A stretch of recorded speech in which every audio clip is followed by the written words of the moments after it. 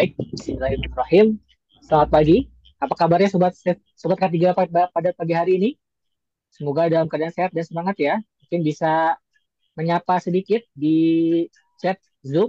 Oke, pagi dari Kak Rizky ya, ada Kak Tengku juga. Pagi Pak. Oke. Baik, di pagi hari ini kita harus semangat ya, karena kita akan membahas materi yang sangat luar biasa, tentunya dengan narasumber yang luar biasa juga ya, terkait dengan keselamatan dan kesehatan kerja di pertambangan. Sangat menarik sekali nih, industri yang sangat luar biasa. Dan sebelumnya saya ingin mengucapkan terima kasih kepada narasumber yang sudah bersedia hadir dan telah berada di tengah-tengah kita. Dan juga saya juga ucapkan terima kasih kepada Sobat K3 semua yang sudah meluangkan waktu untuk bergabung di webinar ini pada pagi hari ini. Nah, apalagi di hari Sabtu pagi-pagi ini ya, di mana sebagian orang libur ya, dan bisa ada waktu ya untuk tidur lebih panjang. Nah, tapi teman-teman luar biasa nih, memilih berkegiatan ya, bersama kita semua di sini berkumpul ya, secara daring ya, untuk mendengarkan materi ya, dari narasumber kita. Nah, perkenalkan kembali ya mungkin bagi sobat K3 yang belum pernah mengikuti atau baru ikut dalam seri ini, saya Kak Afif, ya, saya akan menemani kalian di acara pada pagi hari ini ya. Jadi panggilnya Kak aja gitu, gak usah Bapak ya kalau di sini ya.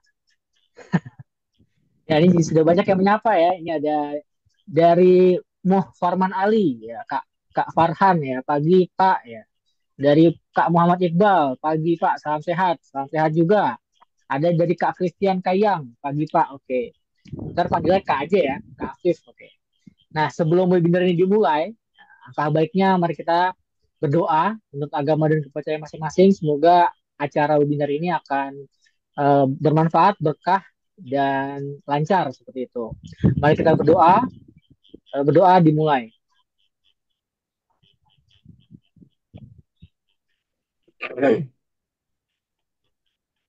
Oke, berdoa dicukupkan.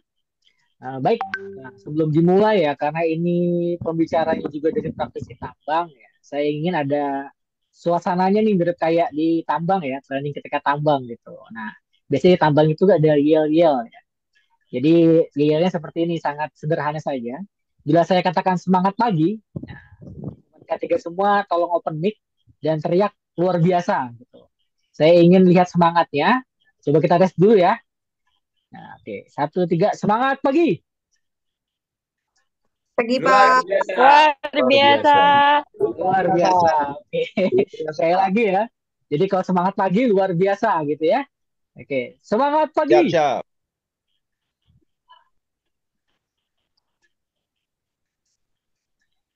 Luar biasa. Luar biasa.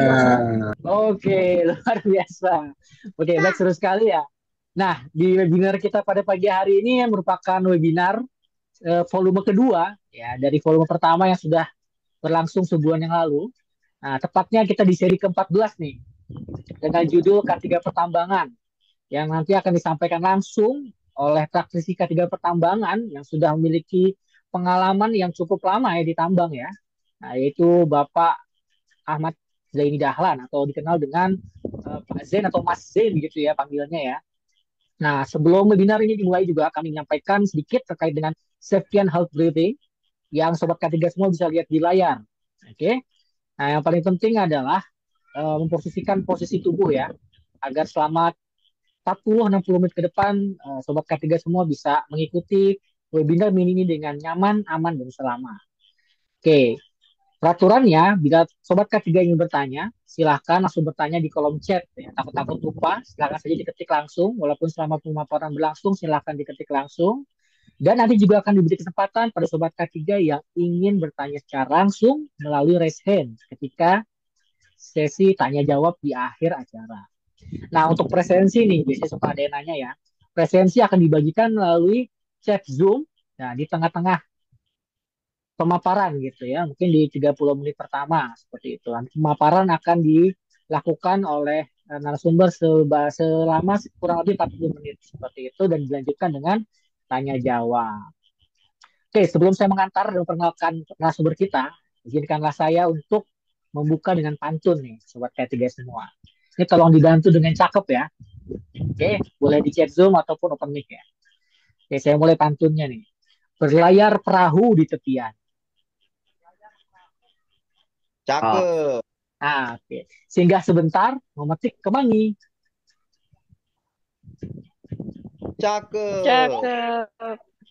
Webinar mini bersama Pak Zen di hadapan. Ketiga pertambangan. Selamat menikmati. Oke, Cakep. cakep. Oke, baik terima kasih sobat ketiga semua. Nah, ini adalah narasumber kita yang luar biasa. Nama lengkapnya adalah Ahmad Zaini Dahlan, ya, atau dikenal dengan Pak Zen atau Mas Zain gitu ya. Beliau merupakan lulusan dari UNS, Universitas 11 Maret, dan juga dari STTL. Jadi STTL Yogyakarta ya. Saat ini berubah bentuk menjadi ITY atau Institut Teknologi Yogyakarta. Nah, beliau mengawali karirnya mulai dari supply chain ya, sampai akhirnya masuk ke perusahaan tambang sekitar 13 tahun atau 12 tahun yang lalu. Gitu. Dan beliau meniti karirnya di berbagai perusahaan, mulai dari Pama Persada Nusantara atau PAMA, lalu ke CK atau Cipta Kerja Tama, masuk ke Petrosi, Prima Tama Energi, HRF, dan akhirnya sampai di CK lagi gitu ya, kembali ke CK lagi. Baik, tanpa berlama-lama, mari kita undang narasumber kita pada pagi hari ini yang sangat luar biasa. Kepada Mas Zen, saya waktu dan layar kami persilahkan. Baik, Oh, terima kasih Mas Afif ya.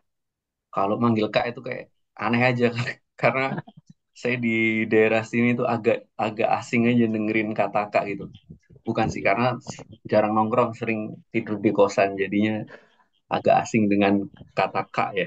Oke lah, bebas iya, aja lah itu terserah lah teman-teman semuanya. Oke, perkenalkan, oke saya slideshow dulu. siap.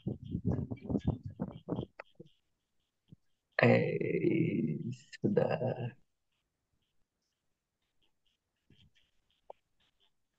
Oke, sudah muncul belum ya? Kalau dilihat saya sudah. Oke, saya anggap sudah muncul semua ya di teman-teman semuanya. Baik, Assalamualaikum warahmatullahi wabarakatuh. Salam sejahtera untuk Waalaikumsalam. kita semua. Semangat pagi. Luar Luar biasa. biasa. Ya, saya ke ah, mining banget lah ya. Kalau di mining tuh ya nggak tahu lah di tempat lain di manufaktur atau di mana. Memang kalau di mining rata-rata seperti itu ya. Oke, tadi udah diperkenalkan. Saya lebih suka dipanggil Zen ya. Karena kalau dipanggil Ahmad atau Dahlan suka roaming. Ini manggil siapa seperti itu. Terus karena saya merasa masih muda jadi panggil Mas aja. Nanti kalau merasa tua katanya cepet pikun seperti itu. Jadi ya kita ke depan kita diskusi bareng ya mengenai K3 pertambangan. Sekup kita adalah di implementasi keselamatan K3 dan di luar skupnya adalah mengenai isu-isu terkait tambang. Saya nggak, ya nanti akan sedikit saya kulik, tapi karena ini di record saya nggak berani mengulik lebih luas karena ya kita tahu sama tahu. Yang penting di area kerja kita itu, area scope profesi kita itu dilaksanakan sebaik-baiknya. Di luar outscope itu bukan tanggung jawab kita ya. Seperti itu ya, batasannya seperti itu. Karena terlalu, apa ya, riweh lah ya kalian. Tapi nanti saya open aja sih.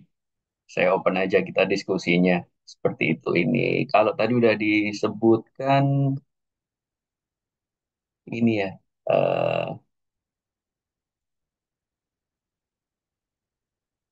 kerjaan, bentar, sorry. Jadi kalau dari saya itu saya nggak kepikiran juga ya bisa masuk tambang gitu ya, terus kecemplung di dunia tambang. Tapi memang awal muasalnya emang dari sejak zaman OJT. OJT itu saya dapatnya di Trakindo Utama Jakarta Branch dulu, masih di Cilandak sebelum dipindah ke BSD ya.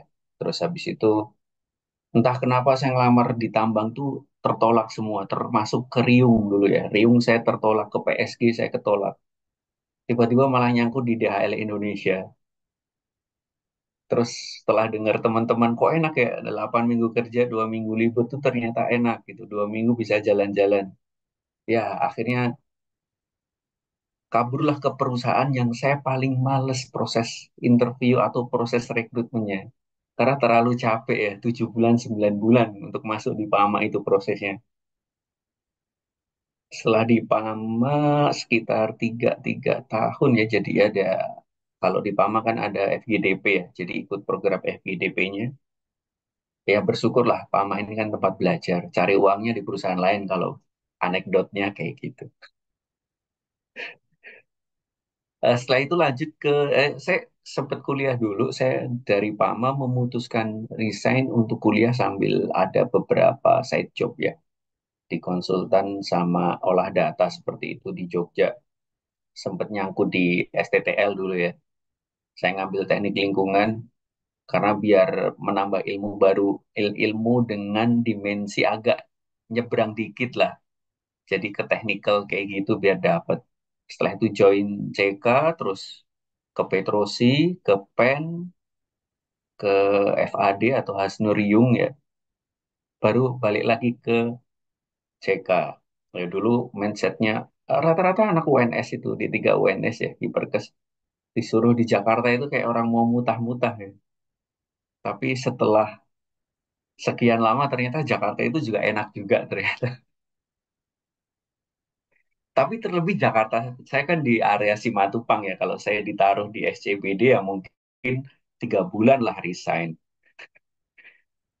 Oke, itu sedikit mukodimahnya seperti itu pembukaan dari saya untuk di K3 pertambangan. Sebelum kita ke apa itu K3 pertambangan, ini lihat nggak ya di main production proses ini?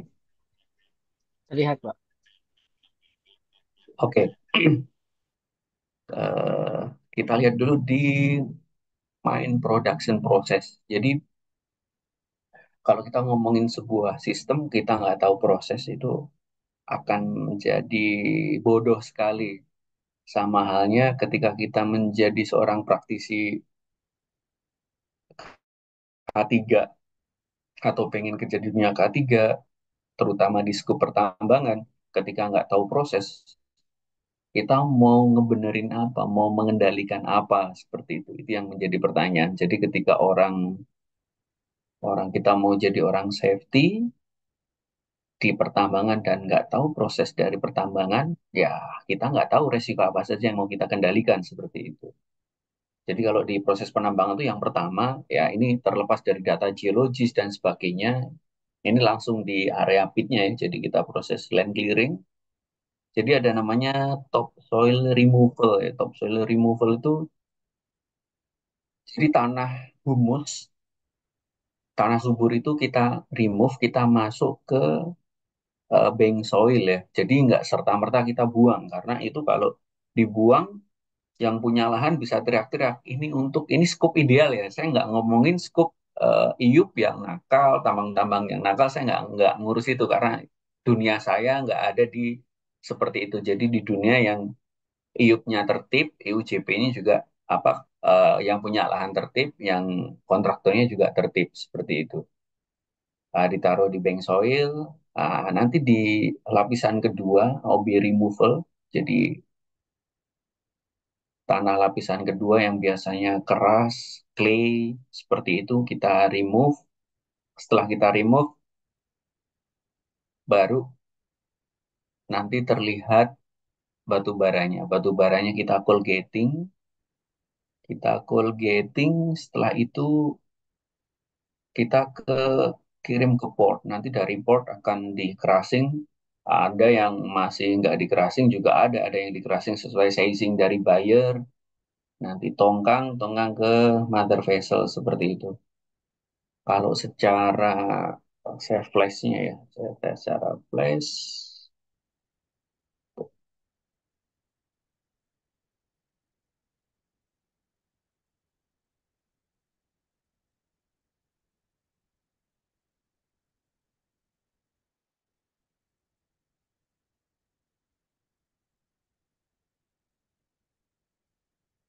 Kalau secara cepatnya seperti ini. Jadi mulai dari penyelidikan geologis, nanti kan ketemu pola-polanya, pola-pola penambangan. Ini pembentukan batu bara. Saya rasa teman-teman bisa. melihat sendiri nanti di YouTube atau di mana. Pertama tetap kita bor, kita punya data bor banyak. Ini nanti untuk teman-teman engineering ketika mereka membuat pit ya, membuat rencana tambang seperti apa ya dari data ini. Nah, ini secara lengkapnya seperti ini dari OB, dari tadi yang pertama adalah topsoil. Topsoil itu nanti dikumpulin, terus nanti ada OB. OB-nya itu kita kumpulin, kita bentuk sesuai rencana tambang. Nanti setelah selesai, baru kita sebar topsoil, topsoil, terus kita lakukan penanaman kembali ya. Jadi nggak kita biarkan. Akan tetapi, setiap proses penambangan open pit itu pasti menyisakan lubang tambang, itu pasti. Perkiraan saya sih secara hitung-hitungan kasar ya, 15 tahun lagi itu Jawa kekeringan. 15-20 tahun lagi Jawa kekeringan, Kalimantan tuh cadangan air untuk kebutuhan sehari-hari akan banyak karena banyak lubang tambang yang ya sisa tambang itu bisa digunakan untuk air kebutuhan sehari-hari. Kalau proses menjadi ditinggal 10-15 tahun itu asamnya juga pasti udah akan normal lagi karena kan setiap lingkungan pasti punya metode self purification sendiri nggak diapa-apain gitu. Makanya kadang eh, kenapa ada aktivis lingkungan ya kita itu untuk mempercepat aja sih self purification atau memperlambat kerusakannya seperti itu. Tapi kalau lingkungan ini dibiarkan juga pasti dia akan kembali seperti semula. Tapi masalahnya manusia ini terdampak atau enggak kan ya. Kan lingkungan nggak peduli kayak eh, hutan digundulin, longsor, longsor kan dia mencari kestabilan sendiri. Peduli apa lingkungan terhadap keselamatan manusia kan nggak peduli. Nah, makanya kita balik manusianya yang harus peduli terhadap kondisi-kondisi seperti itu. Oke, ini dari setelah itu nanti ini batu bara masuk ke crushing ya. Jadi proses crushing, nanti ada proses hauling, nanti ini bisa ke tongkang, tongkang ke mother vessel. Terserah dia mau diekspor atau mau di apa tergantung buyernya. Kalau kebanyakan Indonesia sih dipakai oleh PLTU-PLTU di sekitaran Indonesia itu hampir 40%. Selebihnya diekspor. Jadi ini agak makanya kalau teman-teman yang kerja di batu bara itu tenang aja, selama mobil listrik itu bergerak batu bara itu dipakai. Ada orang yang wah nanti masa depan orang pertambangan batu bara kayaknya suram. Nggak suram, justru ketika ketika kita paham sebuah siklus energinya, pembentukan dari listrik kan utamanya di Indonesia itu kan dari batu bara. Jadi sampai saya rasa masih jauh lah ya untuk meninggalkan batu bara ini dengan campaign-campaign yang menurut saya itu nggak objektif. Kamu mau pakai mobil listrik? Iya, sumbernya dari PLTU. Terbesar di Indonesia itu dari PLTU, bukan dari PLTA atau angin. Kalau kita ngomongin dari tenaga surya itu sangat tidak tidak balance dengan kebutuhan untuk kehidupan modern yang cukup boros energi ya. Jadi seperti itu. Yang bisa menutupi saat ini hanya batu bara. Untuk panas bumi juga nggak begitu signifikan perkembangannya di Indonesia. Setahu saya kemarin terakhir Gunung Salak itu dry juga panasnya seperti itu ya. Kok Gunung Salak, sorry Gunung Slamet. Gunung Salak mah sudah beroperasi terus. Oke, ini secara secara gambarannya seperti ini.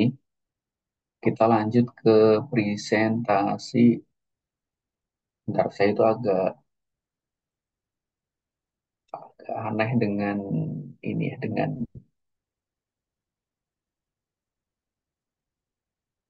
Zoom. Bentar.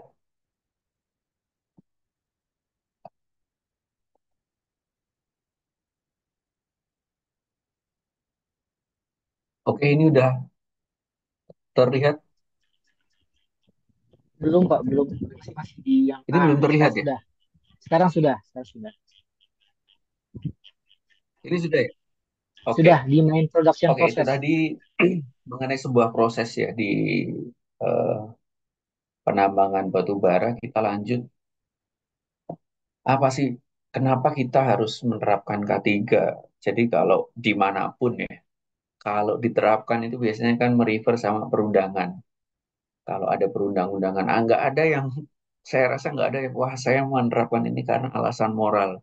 Di dunia bisnis tuh nggak ada penerapan sesuatu karena alasan moral tuh nggak ada. Pasti alasan sesuatunya itu berupa regulasi, entah standar, entah ISO yang minta, entah eh, atau ESG yang kebutuhan ESG untuk hutang, untuk meminta hutang ke bank yang menerapkan harus ada ESG, untuk pemotongan karbon, itu pasti merefer sama perundangan. Jadi nggak ada yang, karena ini bukan yayasan sosial ya yang sedang bergerak di sini, meskipun ada dua lembaga apa, dua ormas yang sedang memasuk di tambang, tapi tetap nanti akhirnya di dunia pertambangan tuh ngomongnya adalah bisnis B2B, nggak ngomongin lagi masalah eh, ini ya, yayasan sosial dan sebagainya. Karena ini sangat padat karya banget, padat modal dan padat karya. Jadi kalau dilihat dari eh, pola perundang-undangannya, mulai dari Undang-Undang 45 dan sebagainya sampai ke terakhir itu kita ada Permen SDM nomor 26 ya tahun 2018 mengenai kaidah teknis pertambangan dan pengawasan. Terus diturunkan ke pedoman kaidah teknis pertambangan yang baik itu di 1827. Silakan dibaca nanti. Ini banyak bertebaran di Google untuk filenya. Terus kalau skup di dunia K3 itu ada petunjuk teknisnya. Terus skup ketiga adalah meningkatkan profesionalisme dan kompetensi. Memang di sini semua kompetensi harus dipenuhi oleh orang-orang atau oleh suatu badan usaha yang bekerja di bawah aturan dari Minerba seperti itu. Nah, di K3 pertambangan sendiri itu ada tiga ya, jadi mengenai keselamatan kerja, kesehatan kerja, dan juga lingkungan kerja. Jadi di sini kita kalau ngomongin K3 ya, tiga item ini. Terus untuk reklamasi, reklamasi itu ada ini sendiri ya, ada hal sendiri lah. Tapi memang ada beberapa perusahaan yang mencampurkan menjadi satu ya, orang K3 ya sama LH juga sekalian. Tapi ada juga yang memang ketika dia di IUP, kalau di kontraktor masih digabungin, tapi kalau di IUP yang punya lahan, yang tertib ya, yang tertib itu pasti bagian lingkungan hidup akan dipisah sendiri karena kerjaannya akan lebih banyak banget daripada K3-nya seperti itu. Nah, untuk di keselamatan kerja pertambangan sesuai dengan 185 tadi itu ada 8 item ya, mulai dari manajemen resiko. Manajemen risiko pasti teman-teman sudah tahu gambarnya seperti apa, mulai dari penelaah awal dan sebagainya, faktor internal eksternal. Jadi ini di manajemen, di resiko yang ada di operasi pertambangan yang awal tadi saya jelaskan. Jadi itu semuanya harus dikendalikan. Nanti ada, oh ini solusinya keselamatan. Contohnya kalau debu itu dikendalikan apa? Nanti akan muncul atau di keselamatannya ya. Jadi kalau kita ada resiko terbakar, resiko ada potensi bahaya terbakar, resiko terjepit, resiko jatuh dari unit dan sebagainya, itu nanti akan di-cover di program keselamatan kerja. Kita bikin program, setelah bikin program, kan untuk mendukung sebuah program pasti nggak semua orang tahu nih program kita apa aja, terus apa saja yang perlu diperlukan dalam menerapkan program tersebut. Makanya setelah ada program, kita bikin planning pendidikan dan pelatihannya. Jadi nanti ada pelatihan, banyak banget lah ya pelatihan. Kalau dari sisi teknikal ya ada pelatihan tambang terbuka, perencanaan penambangan, perencanaan penutupan tambang, perencanaan reklamasi dan sebagainya. Kalau di K3 ya ada nanti teman-teman pelatihan POP, POM, sampai ke POU dan pelatihannya ya. Nanti sertifikasinya ke POP, POM, dan POU seperti itu. Ada juga sekarang yang lagi hit banget pelatihan implementasi keselamatan ISMKP ya, implementasi sistem manajemen keselamatan pertambangan.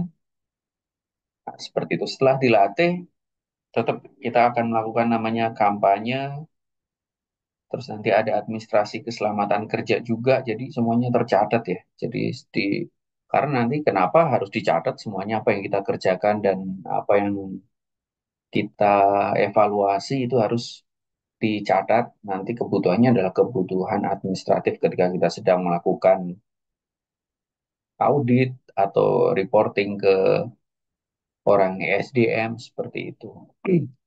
Terus ada manajemen keadaan darurat. Jadi di manajemen keadaan darurat ini dari resiko-resiko yang ada tadi itu yang ada potensi-potensi menimbulkan suatu keadaan atau suatu kondisi yang darurat itu harus dikendalikan juga atau tercapture dalam manajemen keadaan darurat ini. Kita nggak melulu ngomongin kalau di open pit ya, gempa bumi itu separah-parahnya itu belum ada yang sampai di Indonesia ya. Saya nggak ngomongin di luar atau yang nggak ngomongin underground karena itu bukan ranah saya. Kalau di Indonesia di manajemen keadaan darurat ini untuk ketika keadaan darurat untuk bencana alam tuh paling paling signifikan kalau gempa enggak, paling signifikan adalah perubahan cuaca. Jadi ketika perubahan cuaca, ketika proses planning dari teman-teman engineering salah mengeksekusi, sementara cuacanya sangat berubah, tidak normal ya, jadi berubahnya drastis, ya potensi sungai jebol, longsor, dan sebagainya itu punya potensi tinggi. Terus dilanjut di poin ke-7 itu inspeksi keselamatan kerja. Jadi di setiap kegiatan-kegiatan pasti akan ada standar atau tools yang akan diimplementasikan. Contohnya ketika inspeksi keselamatan kerja mengenai kestabilan lereng. Jadi kita cek lerengnya apakah sudah benar atau sesuai dengan pengukuran atau enggak. Kita pasang alatnya pakai SSR atau pakai ada yang pakai manual, masih pakai tali rafia juga ada.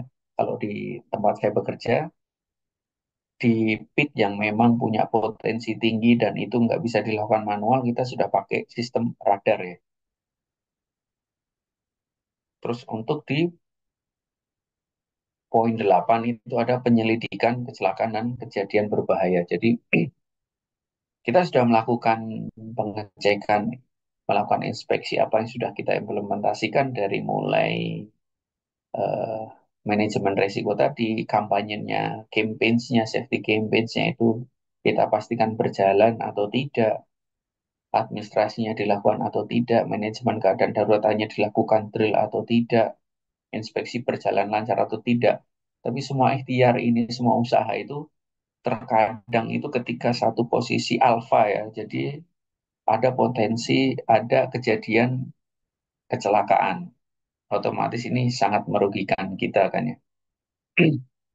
Nah, ini kita lakukan penyelidikan kecelakaan dan kejadian berbahaya. Jadi nggak cuman apa yang pokoknya hanya menimpa sama manusia atau sama alat peralatan property damage.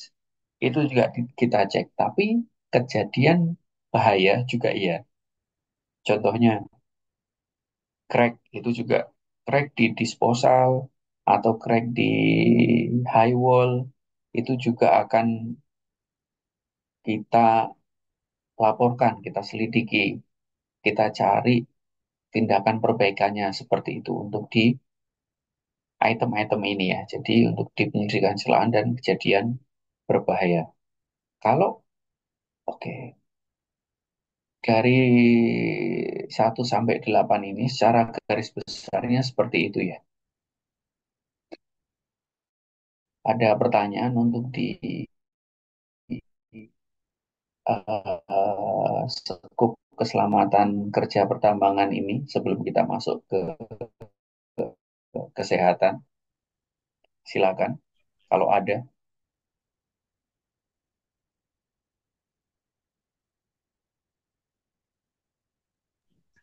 Sepertinya belum ada nih Mas Din. Bisa dilanjut dulu mungkin ya. Belum ada ya. Jadi Mm-mm.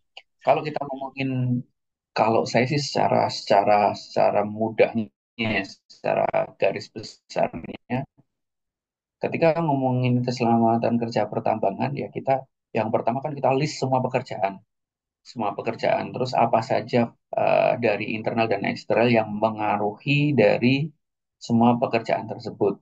Dari semua pekerjaan tersebut, itu kita kendalikan. Semuanya yang punya resiko, itu kita kendalikan. Kendalikannya dengan apa? Ya, kalau saya sih mudahnya pakai kita bagi menjadi fishbone, pakai toolsnya fishbone atau pakai pembagian yang lain terserah. Lah nanti akan muncul namanya program kerja untuk pelaksanaan dari tindakan pengendalian tersebut. Nah, dari tindakan pengendalian tersebut otomatis kita kan akan melakukan refreshment, pendidikan pelatihan. Nah, itu programnya kita sesuaikan dengan program bersama untuk program pendidikan dan pelatihan ini kita sesuaikan dengan program keselamatan kita. Setelah mereka kita didik, kita evaluasi sedemikian rupa, harapannya orang ini sudah bisa berjalan sendiri mengimplementasikan keselamatan kerja pertambangan. Tapi kita kan bekerja ini kalau di pertambangan itu ya, kan manusia. Manusia itu ya ada lupanya, ada errornya. Mesin aja ada errornya, apalagi manusia ya. Galau dikit error, kenyang dikit error, lapar dikit juga error. Jadi seperti itu. Makanya kita adakan kampanye atau sarana prasarana yang mendukung untuk mengingatkan orang. Sekarang ada banyak nih, ada yang pakai Instagram, TikTok, YouTube, ada pakai kayaknya udah nggak ada lagi ya pakai brosur tuh kayaknya sudah old school banget lah kalau sekarang di dunia tambang pakai brosur. Tapi ya nggak apa-apa kalau memang dirasa si pekerjanya itu oke, si pekerjanya ini karena umur di atas 45 ke atas semuanya mereka lebih suka pakai kertas untuk di campaign-nya ya pakai itu. Tapi kalau pekerjanya di umur-umur 20 sampai 30 ya kita mau harus memaksimalkan pakai medsos itu harus banget. Nah, terus dari semua yang kita lakukan itu kita catat secara administratifnya, kegunaannya apa? Jadi ada hal-hal yang tidak kita inginkan ketika kondisi kecelakaan, itu administratifnya itu tercukupi. Jadi ketika nanti tidak kita lakukan, momennya nih, usaha kita cuman usaha dalam penerapan keselamatan kerja untuk mendukung program tersebut cuma 85%. Berarti ada 15% potensi untuk celaka. Kalau kita 100% kita administratifkan dengan baik, kemungkinan kecil lah ya, karena goodwill itu kan cuma 2% ya. Goodwill itu kan cuma 2% atau 5% lah. Ya itu bisa kita kita apa ya kita tutup lah, kita tutup potensi-potensi terjadinya celaka tersebut. Nah, biasanya untuk yang di penyelidikan kecelakaan dan kejadian berbahaya ini ya, itu yang sering ketika kita melakukan investigasi, itu kadang kita tidak menyentuh di akar penyebab. Jadi cuman masih di akar masalah. Jadi masih di ya, taruhlah di kalau kita pakai why ya, cuman di why pertama aja udah oh, udahlah ini aja lah. Karena kita capek mau melakukan investigasi. Ah ini aja lah yang mudah kita kerjakan. Nah, padahal ada hal yang lebih mudah lagi yang kecil. Taruhlah ternyata kita kerjakan, oh rekrutmen orang tuh harus minimal minimal dia psikotesnya itu profilingnya itu orang yang manut, orang yang mudah di training. Nah, bisa jadi solusinya cuma seperti itu. Solusinya di awal, bukan kalau solusi di tengah menganggap berat memperbaiki di tengah, tapi kalau memperbaiki di depan itu lebih mudah. Itu Mas untuk Zain, maaf, ya, waktunya 5 menit lagi ya. oke. Lanjut untuk di kesehatan kerja. Jadi di kesehatan kerja itu ada program kesehatan kerja ya. Jadi ada beberapa program. Kenapa ada program kesehatan kerja? Ini aja kita penyakit kematian akibat penyakit tenaga kerja itu KAPTK ya. KAPTK aja itu kita harus report sampai ke SDM. sekarang. Kalau dulu kan, ah ini kan kadang ya ada orang meninggal gara-gara sesuatu karena pekerjaan. Oke, kita akalin, oh dia serangan jantung karena penyakitnya. Sekarang nggak bisa kayak gitu untuk ngakalin tuh nggak bisa. Sekarang itu harus masuk ke report juga dan ini menjadi titik titik pengurang juga ya dalam penilaian-penilaian dari GMP ke good manning practice-nya ESDM itu juga mempengaruhi banget. Terus yang kedua mengenai hygiene dan sanitasi. Ini jelas ya soal hygiene dan sanitasi.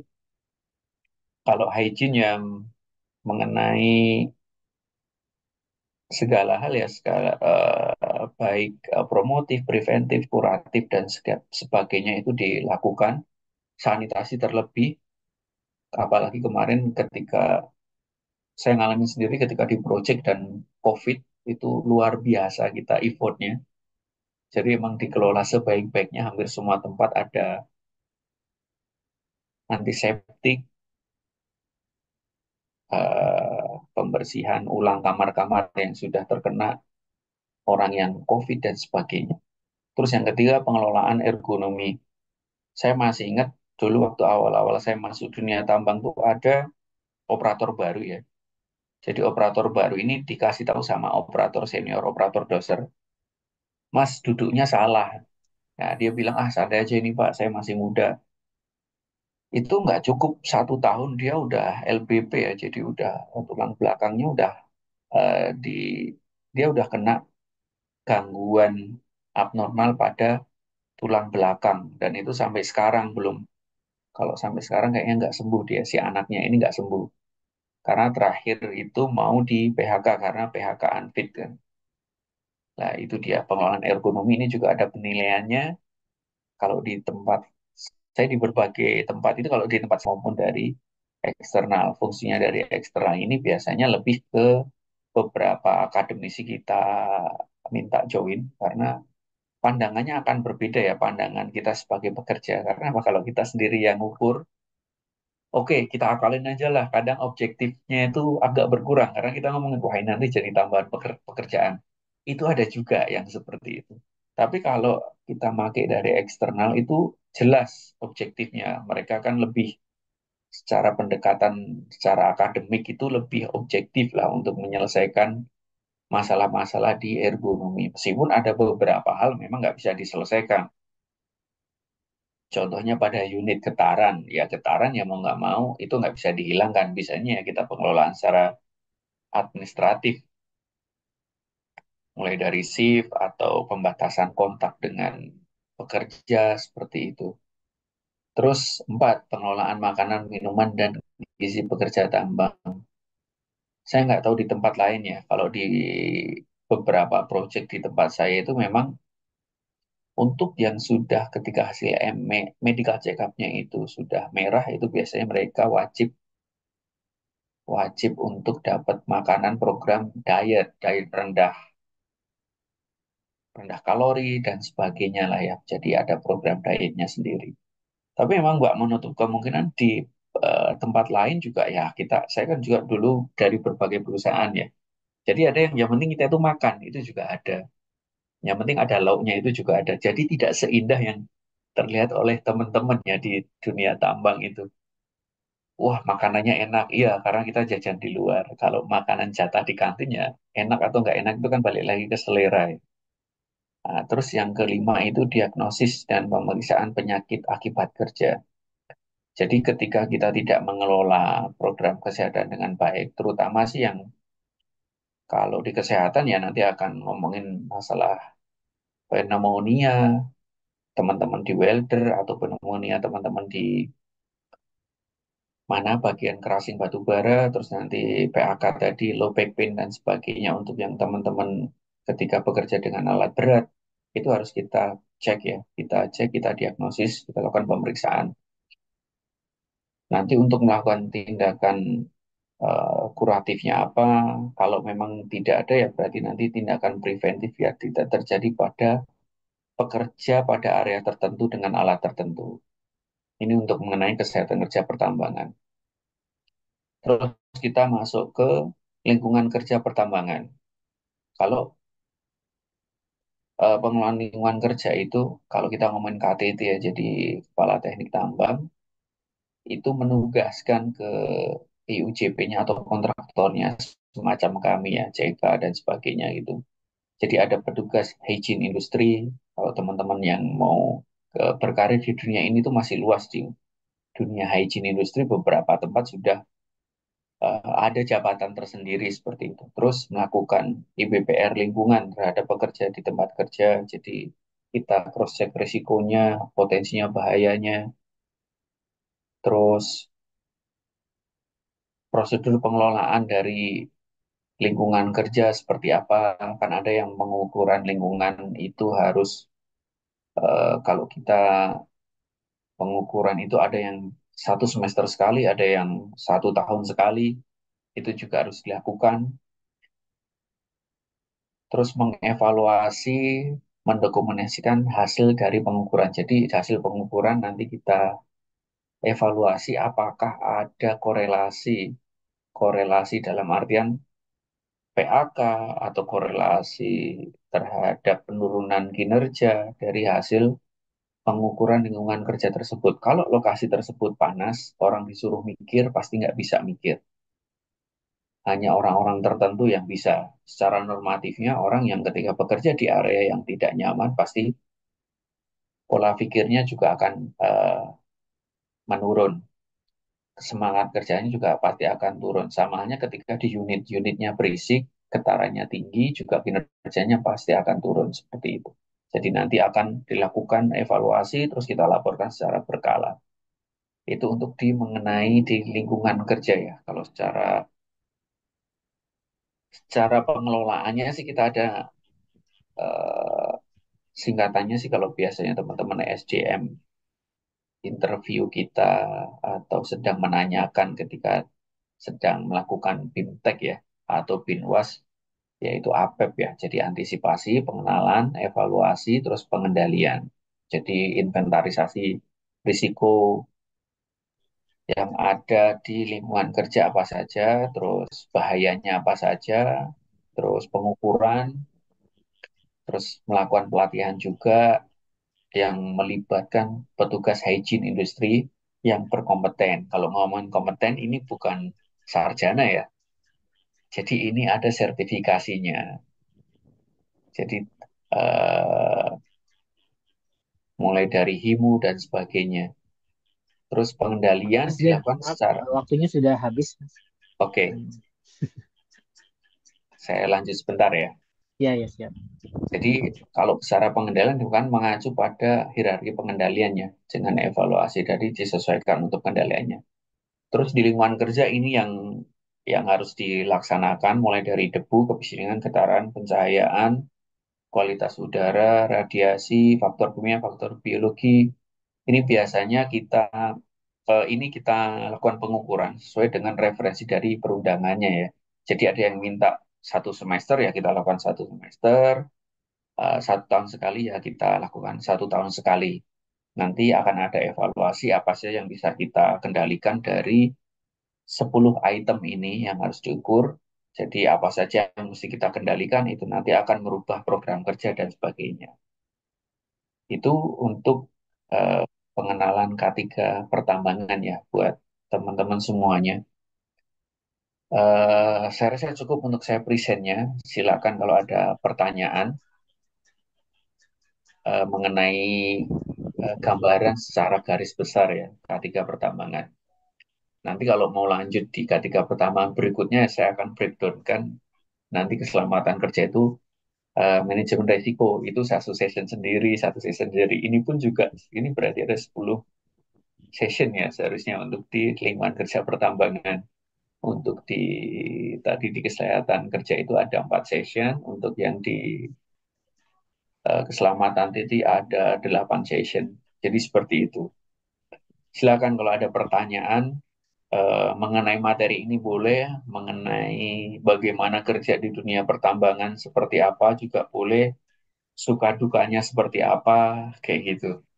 Silakan teman-teman kalau mau menanyakan. Baik, terima kasih Mas Den ya atas pemaparannya yang sangat luar biasa. Kita berikan applause jarak jauh dulu. Ya, tadi sudah dijelaskan sangat lengkap sekali ya, secara garis besar ya, mulai dari proses pertambangan batu baranya, peraturan perundangan kategori pertambangan, sampai ke sedikit terkait dengan keselamatan kerja pertambangan, kesehatan kerja pertambangan, sampai ke lingkungan kerja pertambangan. Dan bahkan ini belum selesai ya Mas Den ya. Kalau mau di breakdown masih banyak lagi yang bisa dibahas ya. Nah ini baik. Kita masuk ke sesi tanya jawab langsung kepada Sobat K3 yang ingin menanyakan terkait dengan pertambangan ataupun baik teknis maupun non teknis tadi ya, dipersilahkan oleh Mas Zen sendiri. Silakan bisa dituliskan di kolom chat Zoom ataupun yang mau bertanya secara langsung, silakan raise hand. Nanti akan dipersilahkan untuk open mic dan bertanya secara langsung. Ini mumpung yang narasumbernya adalah praktisinya langsung nih. Nah, silakan. Ada?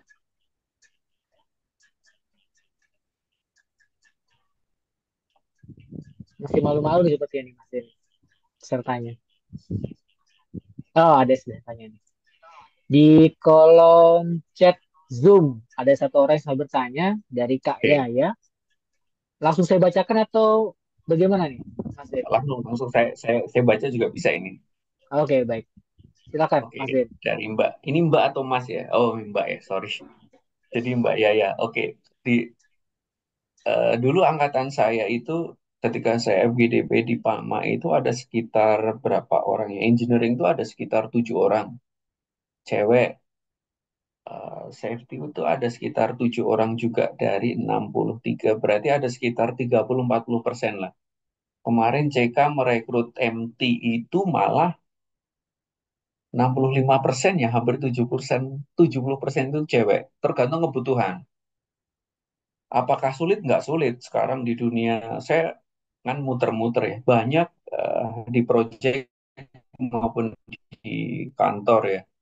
Di Jakarta juga banyak, di proyek juga banyak. Jadi tidak menutup kemungkinan untuk masalah gender sih sekarang tidak menjadi soal ya. Baik, ada yang ya, tapi masalahnya adalah apakah siap untuk sebenarnya nggak buat cowok, nggak buat cewek. Kalau kita ngomongin ketika meniti awal karir di dunia pertambangan, siap nggak kerja shift? Kalau di project ya kerja shift, kerja 12 jam, sinyal nggak stabil, eh, menjemukan seperti itu. Tapi kalau mau masuk ke sana sih mudah, bagi saya sih mudah ya.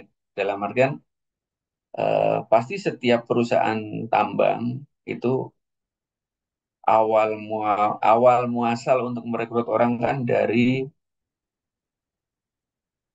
psikotes ya, kita kita seringin lah latihan-latihan psikotes seperti itu ya. Jadi kalau dari situ nanti masuk ke interview user pasti akan menanyakan ya basic ilmu basic lah tentang kalau kita dari sipil ya nanti basic sipil, kalau kita dari TL ya basic TL seperti apa.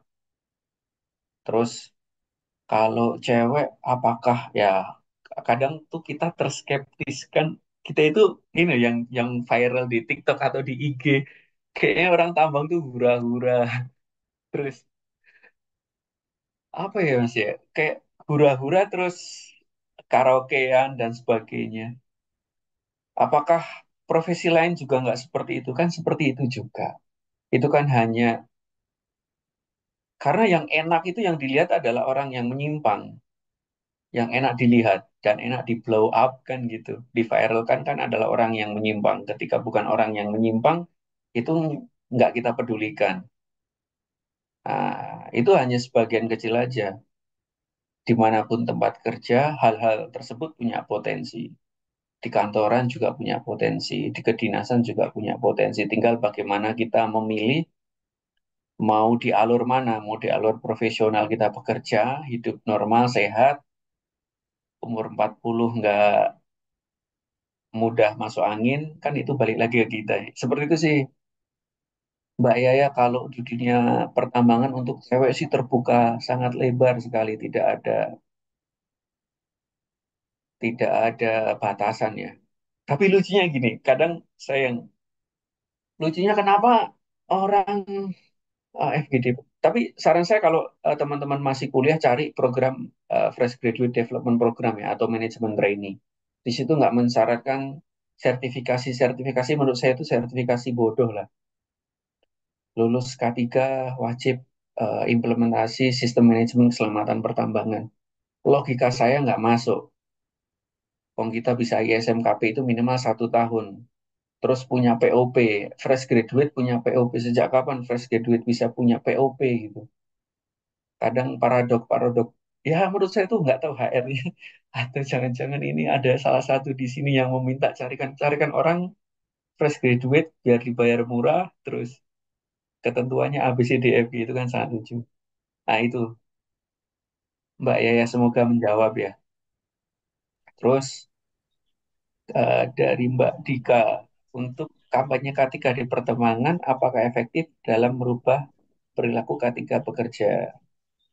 Eh, Merubah orang itu kan tidak bisa, kan eh, orang bekerja di pertambangan kan minimal ya, minimal, taruhlah operator itu minimal sekarang 21 tahun. Kita merubah karakter orang yang sudah 21 tahun nyaman dengan karakter seperti itu. Apakah bisa? Bisa. eh, Merubah itu sangat bisa ya, tentu dengan reward and punishment ya. Manusia kan seperti itu. Untuk campaigns-nya itu kita sesuaikan dengan, kalau saya sih ya mau nggak mau ya sebut ya dari boomer ya nggak bisa kalian eh, orang yang lahir di 70 atau 60-an 70-an kita ajak campaign via TikTok dan sebagainya nggak masuk. Yaitu treatmentnya sendiri, campaignnya sendiri. Orang yang lahir 80-an itu ya campaign-nya jangan terlalu banyak di Instagram. Campaign-nya taruhlah di Facebook. Terus orang-orang di 80-an 90-an oke udah mengenal Instagram. Kalau yang sekarang kan di dunia pertambangan hits banget di TikTok, ya udah kita campaign di TikTok dan itu setiap hari. Untuk pelatihan memang harus reguler. Campaign itu harus dibarengin dengan latihan untuk mengubah perilaku. Jadi training secara reguler karena untuk mencuci otaknya.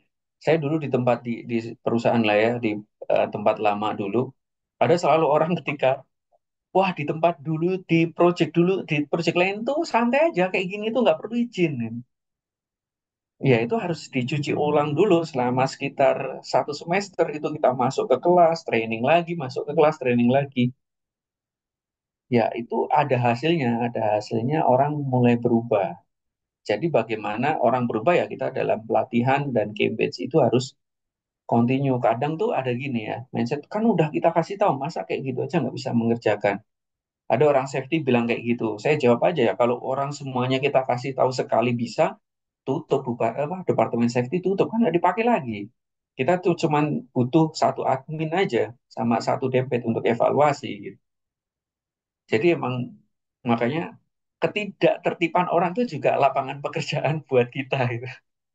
Secara kasar, secara konyolnya kayak gitu. Tapi itu memang campaign dijalankan, pelatihan juga dibarengin dengan pelatihan. Tidak bisa cuma sekedar campaign dong, nggak bisa. Seperti itu Mbak Dika. Terus lanjut lagi, Veronald Yudavi,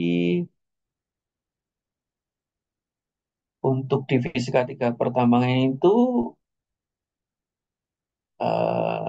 kalau di K3 pertambangan ya, kalau secara juknis dari 185 kan dibagi dari keselamatan, kesehatan, dan juga lingkungan kerja. Karena itu tiga item yang saling berkaitan. Ya tiga hal itu, tiga hal. Tiga pertambangan. Kalau orang ngomongin resiko ya, resiko kecelakaan kerja yang signifikan dan sebagainya, itu nanti akan di capture di program keselamatan kerjanya. Kalau ngomongin kesehatan ya nanti di program kesehatannya. Kalau yang berhubungan dengan kesehatan itu pasti ada. Nah, kalau di kesehatan sih pasti ada hubungan banget dengan lingkungan kerja ya, hasil dari lingkungan kerja. Kalau keselamatan sih lebih nanti ke faktor potensi psychological hazard ketika unitnya bising terus dan sebagainya. Orang kan jadi emosi. ditabrakin ke tanggul lah, nabrakin ke pengawas juga ada seperti itu. Itu sih untuk kalau berkarir ya seperti yang saya jelaskan tadi ya untuk masuk. Saya juga dulu nggak nyangka bisa masuk ke dunia pertambangan ya.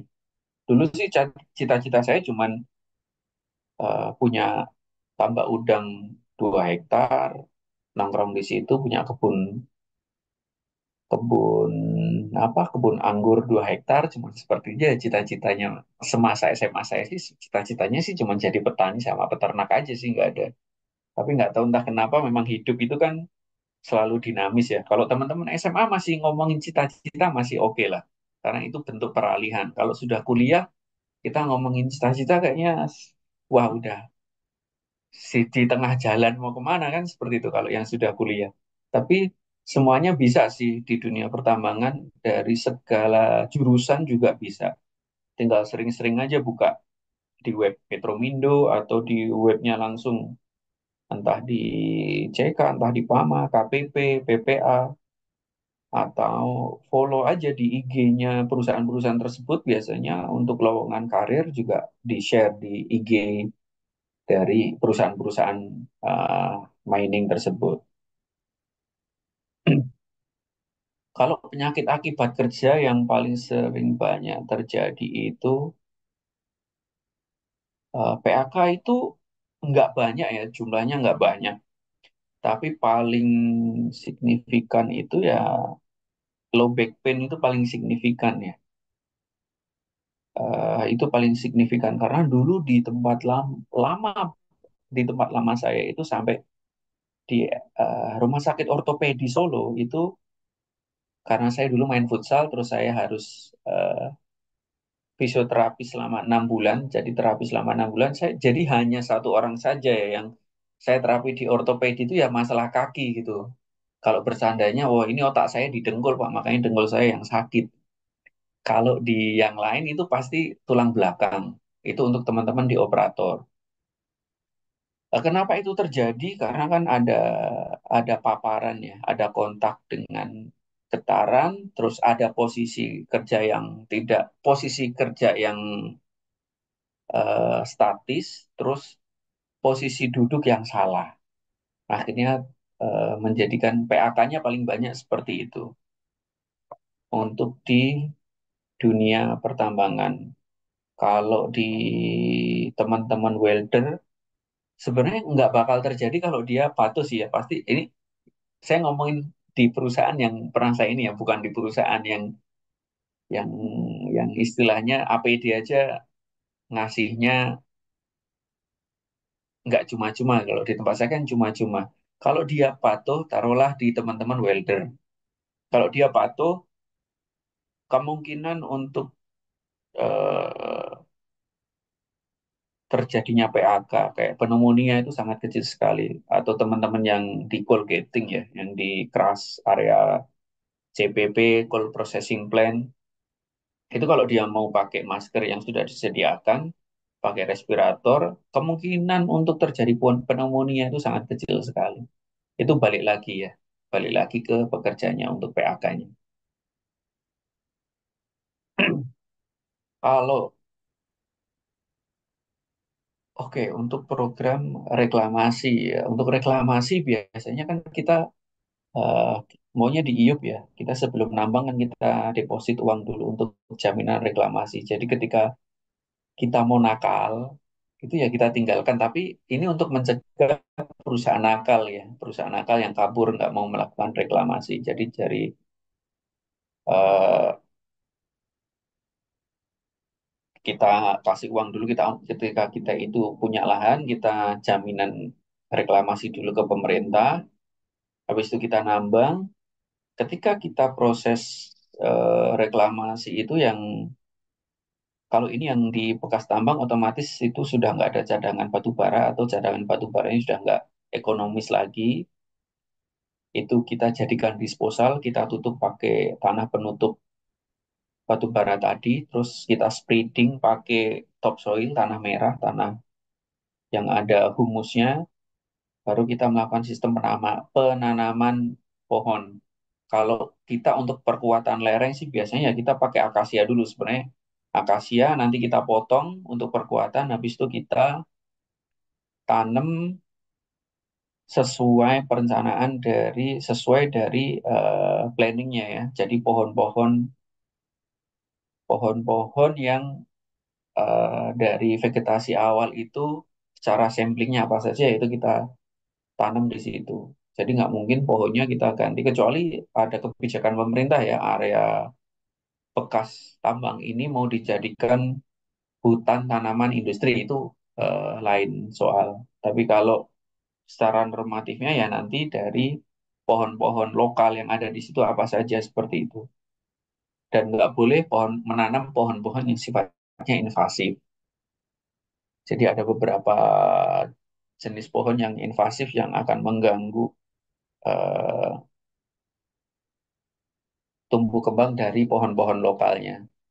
Seperti itu. Itu untuk di Nah, nanti ada beberapa step reklamasi dari capaian reklamasi itu nanti kita tagihkan ke pemerintah untuk kita cairkan uang yang sudah kita jaminkan ke pemerintah. Seperti itu sampai tutup tambang. Ingat ya, nutup tambang open pit itu pasti akan menyisakan danau, pasti akan menyisakan lubang, tapi tetap akan jadi hutan. Kalau dilakukan sesuai dengan petunjuk teknisnya ya, ya balik lagi ke moral dari perusahaan tersebut. Terus, Ini Mas untuk yang terakhir ini dari Mbak Bella mungkin kita coba kasih kesempatan untuk open mic kali ya biar bisa interaksi langsung gitu Mas. oh boleh? Boleh ya? Dari Mbak Bella atau Kak Bella Anggra ini apakah bisa bertanya secara langsung Kak?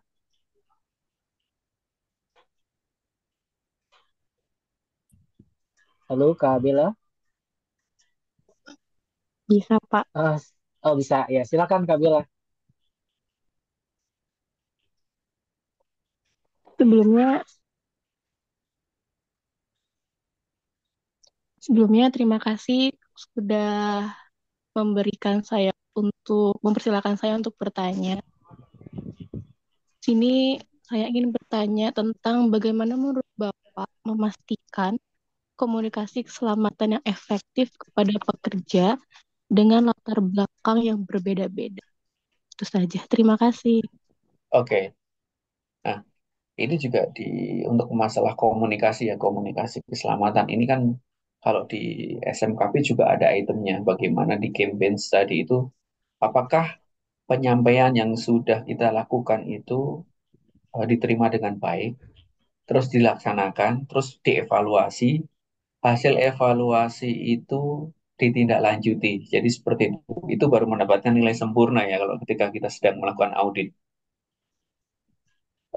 Untuk efektifnya, kalau kita ngomongin efektif, lebih efektif ketika kita mengelompokkan dengan jenis umur itu akan efektif.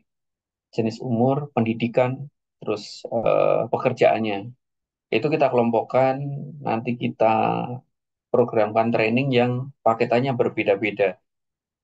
Kalau bapak-bapak ya kita melakukan pendekatannya pendekatan berbeda. Kalau yang anak-anak baru lulus itu pendekatannya berbeda. Ada yang pakai medsos, ada yang pakai training langsung, ada yang trainingnya itu harus tulis tangan.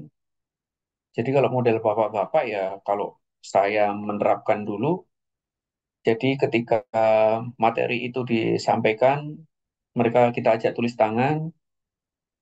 Kalau mereka mengerjakannya itu sebenarnya ngakalinya aja sih. Ini saya mencontek dosen saya dulu kalau ada bocoran untuk ujian semester ya, jadi bocoran merangkum. Besoknya lagi ada tugas-tugasnya juga merangkum. Besoknya lagi juga ada penambahan nilai merangkum lah. Kalau kita merangkum terus ya otomatis kita ketika ujian kan, oh ini yang kemarin muncul. Padahal ya itu semua yang materi yang satu semester itu dikasihkan dalam bentuk rangkuman itu. Itu tricky banget. Kita nggak merasa disuruh belajar, tapi kita paham. Kita jadi tahu karena orang nulis 2, 3, sampai 4 kali. Kecuali kan kita tulis tangan ya. Kalau sekarang saya nggak tahu apakah kuliah sekarang masih ada tugas tulis tangan, saya nggak tahu. Kalau ngetik copy paste mudah. Tapi kalau tulis tangan, 4 kali nulis tangan, itu pasti di otaknya tuh barang 30%, 40% nyangkut. Nah, sama halnya ketika kita ngomongin komunikasi ya kita sesuaikan. Habis itu kan ada evaluasi, karena memang di petunjuk teknisnya juga kita ketika melakukan komunikasi keselamatan itu juga harus ada evaluasinya. Nanti ada form evaluasinya. Setelah kita evaluasi, yang kurang siapa sesuai target, yaitu nanti masuk ke kelas lagi atau ada treatment khusus lagi. Apakah semuanya berhasil? Ya, capaian 85-90% tersampai itu udah alhamdulillah banget gitu. Dengan berbagai latar belakang. Tapi kalau di level staff sih lebih mudah ya. Level staff lebih mudah. Lah level-level operator, mekanik, itu berbeda treatmentnya. Kalau level operator ya minimal banget ketika dia kembali dari cuti itu kita refresh lagi, ada pendampingan dari trainer ketika melakukan pengoperasian alat di situ kita ajak ngobrol, kita masukkan pesan-pesan keselamatan, program-program apa saja di perusahaan, nilai-nilai dari perusahaan, itu paling efektif ya kayak gitu. Jadi lebih kalau kita ngomongin paling efektif komunikasi personal, itu paling efektif. Cuman kan kita ada short term dan long termnya ya. Jadi untuk mempercepat ya kita ada kelas. Kelas nanti setelah dari kelas itu ada komunikasi personal. Jadi pendekatan secara personal untuk penyampaian apa-apa saja itu disampaikan secara personal ketika sedang melakukan observasi. Kan ada beberapa perusahaan yang menerapkan di accountability untuk safety program itu, dia harus melakukan eh, coaching sama bawahannya. Satu pengawas membawahi 5 operator atau satu eh, mekanik senior membawahi 10 mekanik junior atau pengawas mekanik membawahi 5 dan sebagainya seperti itu. Itu nanti itu akan dapat, tapi enggak yang dapat 3 bulan dapat itu enggak. Itu paling bisa kebentuk ya 6 bulan itu udah cepet banget lah ya. Tapi itu dengan banyak trainer ya.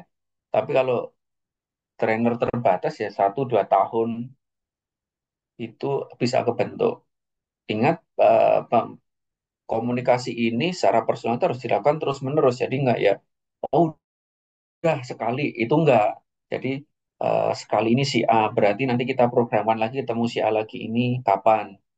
Kalau ada yang menyimpang, maunya si B ini dikasih tahu nggak bisa memahami, berarti dia dikasih frekuensi yang lebih lebih banyak seperti itu. Itu yang pernah saya lakukan seperti itu. Tapi kalau teman-teman ada maunya dari pendekatan dari ilmu komunikasi, oh seharusnya seperti ini, ya itu bisa dipakai juga. Kalau saya kan pendekatannya dari pendekatan secara experience ya, bukan dari pendekatan secara akademik ya. Meskipun ya sedikit akademik karena saya nggak punya background komunikasi ya. Jadi pendekatan-pendekatan dari personal itu saya rasa kalau saya sih saya paling paling efektif pendekatan secara personal karena di tempat dulu saya mendevelop sebuah sistem itu yang berdarah-darah itu ya mau nggak mau pendekatan personal ini untuk mencuci otak itu paling cepat. Meskipun kelas juga berjalan ya, secara kelas berjalan reguler. Seperti itu, Mbak Bella. Oke, baik. Dengan berakhirnya jawaban tadi ya, semoga sudah jawab dari Mbak Bella ya, Kak Bella ya. Apakah masih di sini? Terima Oh, kasih sudah. ya. Oke, terima kasih. Terima kasih banyak juga Kak Bella atas pertanyaannya. Oke, tadi pertanyaan terakhir, mohon maaf kepada sobat K3 semua karena waktu jualah yang memisahkan kita gitu ya. Tapi semoga bisa ada seri berikutnya lagi dengan mungkin pematerinya Mas Zen lagi ya mungkin ya terkait dengan Oke, bisa, bisa. tambahan yang lain gitu ya. Dan juga kalau bila masih ada pertanyaan terkait dengan sesi ini bisa juga disampaikan di grup diskusi. Nanti kita izin akan sampaikan ke Mas Zen gitu ya. Oke, Ya. Oke, baik sebelum tutup, apakah ada closing statement dari Mas Zain terkait dengan webinar kita pada pagi hari ini? Silakan diutarakan, Mas Zain. baik. eh buat teman-teman semuanya, kalau yang sudah bekerja ya tetap semangat ya, namanya kita kerja itu kalau di dunia K3 ya nggak ada bosennya untuk mengingatkan. Karena itu kalau orang sudah mudah diingatkan, ingat lapangan pekerjaan kita habis. Jadi kita memang kerjaan kita akan mengingatkan orang setiap detik, setiap menit itu mengingatkan. Kalau saya sih lebih suka pendekatan personal. Kalau yang punya tim, silakan timnya digerakkan untuk melakukan pendekatan personal, terutama untuk ke orang-orang yang agak-agak toksik atau yang susah-susah itu ya pendekatannya personal. Kalau itu udah bisa kita pegang, kita kendalikan, itu akan lebih mudah untuk teman-teman yang sudah bekerja. Terus untuk teman-teman yang masih kuliah atau masih belum tahu mau arahnya kemana, dunia pertambangan ya nggak sesusah itu memasukinya ya. Jadi mudah saja. Asal tadi sih lolos psikotes dulu lah, minimal itu. Terus apakah seindah itu? Ya, tidak ada yang terkonversi oleh kalau uang jelas. Saya nggak ini. Kalau uang jelas, tapi konversi uang terhadap waktu itu juga harus dipertimbangkan ya. Jadi jauh dari keluarga itu juga ada nilai yang kalau bisa diuangkan seharusnya nggak ternilai juga ya, jauh dari bapak dan ibu kan. Tapi itu juga menjadi pertimbangan juga untuk berkarir di dunia pertambangan. Terus semua hal-hal negatif tentang dunia tambang juga pasti ada sama halnya dengan hal-hal negatif di bisnis lainnya. Tinggal bagaimana ketika kita kerja di dunia pertambangan, kita memilih di jalur mana. Jalur yang nanti umur 40, 50 kena serangan jantung dan sebagainya, atau jalur yang tetap sehat dengan tetap tidur jam 9, jam 10 malam tetap tidur kan, seperti itu bangun jam 4 pagi. Itu tinggal bagaimana memilihnya. Tapi apapun itu pilihan dari teman-teman semuanya, yang penting lakukan dengan sebaik-baiknya dalam bekerja atau mencari pekerjaan, pasti juga ada hasilnya. Seperti itu. Kalau pengen cita-cita tambang akhirnya nggak masuk tambang, ada manufaktur juga, ada tempat lain kalau yang mau ke dunia K3. Memang lagi hits banget K3 di akhir-akhir ini, meskipun kampus saya sendiri ditutup secara tidak hormat. Tapi ya nggak apa-apa. Saya rasa itu sih eh, yang bisa saya sampaikan. Tetap semangat, tetap berusaha sebaik-baiknya. Hari esok itu kita nggak ada yang tahu, tapi paling tidak kalau kita usaha maksimal, kita nggak kecewa. Itu dari saya, Mas Afif. Ya, Eh, baik. Terima kasih Mas Zen atas closing statement-nya yang sangat menggugah ya dan jadi lebih semangat nih saya di dunia ketiga ini. Nah, sebelum ditutup nih Mas Zen, kita ada sedikit kenang-kenangan secara simbolik ya mungkin ya karena online akan diserahkan oleh Ketua Panitia atau Ketua Pelaksana kita, Pak Azrin. Kak Azrin, apakah ready? Oke, oke. Ya, ini sedikit apresiasi dari kami, Mas Den ya, sertifikat digital ya, atas eh, dedikasi waktunya dan ilmunya di pagi hari ini ya. Semoga semakin bermanfaat ilmunya dan nanti bisa sebagai motivasi untuk kita semua agar bisa terus berkembang, terutama di bidang K3 ini, Mas Den. Kita oke, berikan amin, applause amin. secara virtual. Oke, terima kasih teman-teman semuanya. Sehat dan semangat selalu. Oke, baik. Terima kasih, eh, Mas Zen. Selanjutnya kita ada mengingatkan ya terkait dengan webinar mini seri. Tentunya tidak sampai di sini saja, masih banyak seri lainnya di kedepannya yang akan kami hadirkan untuk sobat K3 semua ya. Tentunya dengan narasumber yang luar biasa juga seperti hari ini dan juga materi yang tentunya di industri yang berbeda-beda. Ada yang manufaktur, konstruksi, pertambangan lagi mungkin nanti dengan Mas Zen gitu. Nah, Bisa, jangan keluar grup gitu ya, bisa ya. Jangan keluar siap. grup dan nantikan terus informasi dari kami di grup dan juga media sosial. Atau bisa langsung daftar di link yang tertera di depan ya. Sekian kami dari Safety and Health Talk. Terima kasih kepada narasumber dan juga sobat K3 semua yang telah hadir pada pagi menjelang siang hari ini. Dan juga kami mohon maaf apabila dalam pelaksanaan kali ini masih banyak kekurangan dan masih banyak improvement yang harus kita lakukan. Akhir kata, jangan lupa isi presensi, ya, karena itu menentukan sertifikat untuk Sobat K3 yang menjadi partisipan. Ya.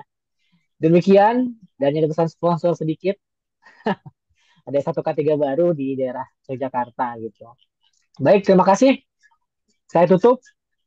Kan tadi kita awalnya berdoa, kita tutup dengan doa juga. Mari kita berdoa menurut agama dan kepercayaan masing-masing. Berdoa dipersilahkan.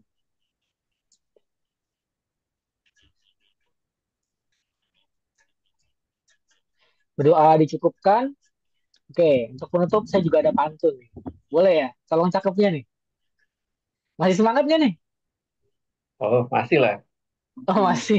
Oke. Masih, masih, Oke, masih, masih. masih. Tolong cakepnya ya.